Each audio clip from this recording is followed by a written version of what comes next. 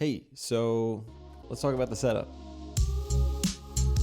This isn't the most aesthetic, most beautifully designed desk setup, but this is something I've been developing in the past 6 years of being a professional in the video production and filmmaking space. If you've seen some of my previous desk setups, some things really haven't changed. Like my 34-inch ultra wide from LG, still the center of this setup.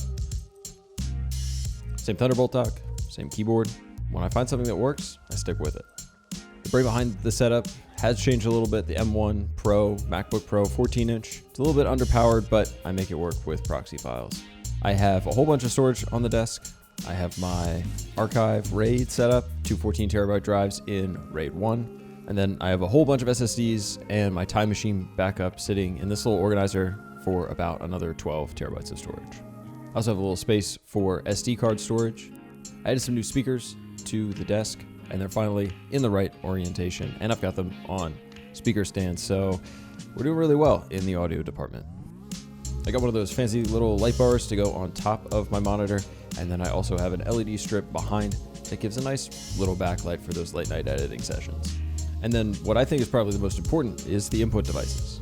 The MX Master 3S mouse. I think I've owned all the versions that Logitech has made of this mouse. The keyboard is still the same from years ago. The Keychron K2, still going strong. Love the backlight, though I now used it wired instead of wireless just for reliability. I feel like I was pretty early to the Stream Deck game to use it as a macro pad for Adobe Premiere, but now it's pretty much ubiquitous from editors to colorists to content creators to have one of these on the desk. I did add the Magic Trackpad to the desk for my left hand, mostly just for pinch to zoom on my timeline, but also some of the multi-touch gestures are really convenient, and I just like that I can now use the computer with my left hand to give my right wrist a break after a long editing session.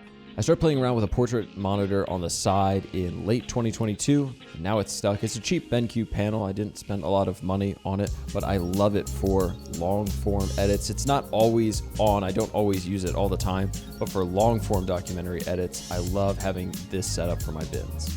Oh yes, and I've still got the same standing desk because sitting is the new smoking. So there you go. That is a look at a very realistic desk setup of a working professional designed to support my creativity as well as my productivity.